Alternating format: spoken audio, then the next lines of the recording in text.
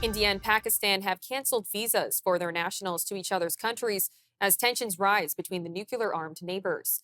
The measures came after India blamed Pakistan for a deadly attack by gunmen that killed 26 people, mostly tourists, in Kashmir. Indian authorities said that all visas issued to Pakistani nationals will be revoked with effect from Sunday. In return, Pakistan closed its airspace for all Indian owned or Indian operated airlines and suspended all trade with India, including to and from any third country. Tuesday's attack was the worst assault in years targeting civilians in the region that has seen an anti India rebellion for more than 3 decades. India's prime minister pledged to punish every terrorist. Friends, today, from the soil of Bihar, I say to the whole world, India will identify, track, and punish every terrorist and their backers. We will pursue them to the ends of the earth. India's spirit will never be broken by terrorism. Terrorism will not go unpunished. Every effort will be made to ensure that justice is done.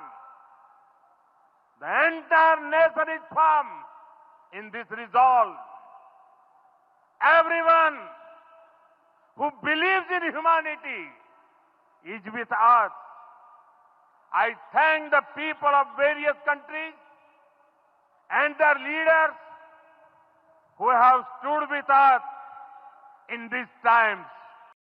Our news director, David Clement, has more on the rising tensions.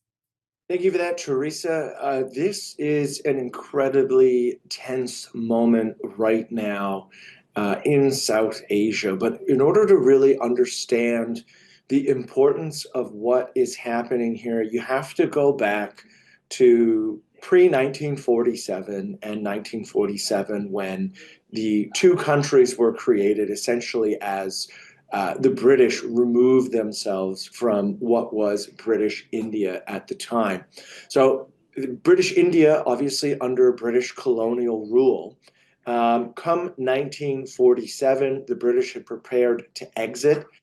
There was a rise in political tensions, political deadlock as India, or as the British were trying to sort out how the subcontinent was going to be partitioned. What you had was Hindu majority India and Muslim majority Pakistan. And so really what this boils down to and why this conflict is so tense at the moment is that this terrorist attack took place in Kashmir. And Kashmir has been, both Kashmir and Jammu have been a disputed region between India and Pakistan since 1947 onward. So much so that the first Indian-Pakistan War, which took place between 1947 and 1948, actually took place because of this dispute. Now, at the time, the way in which that dispute ended after what was a full-scale war, by 1949, Kashmir was divided into an Indian-administered Jammu and Kashmir, which is about 55% of the territory, and a Pakistan-administered area, which was about 35% of the territory. Now, it's also important to remember here that other wars have been fought, and there have been other military skirmishes between these two countries. In 1965, Pakistan launched Operation Gibraltar. There was a war in 1971 between these two countries, primarily over what would happen with Bangladesh. In 1999, Pakistan-backed forces infiltrated the Indian administered region of Kashmir, occupying certain military posts. There have also been other instances of terrorism and cross-border attacks. The 2001 Indian Parliament attack, the 2008 Mumbai attacks, the 2016 Uri attack, and the 2019 Pulwama bombing. And so tensions couldn't be higher right now between these two countries. And what makes all of this even more problematic is that we are talking about not just two countries who have a historic rivalry, we are talking about two nuclear powers. So, two countries who do have nuclear weapons, who have a long and broad history of conflict between each other.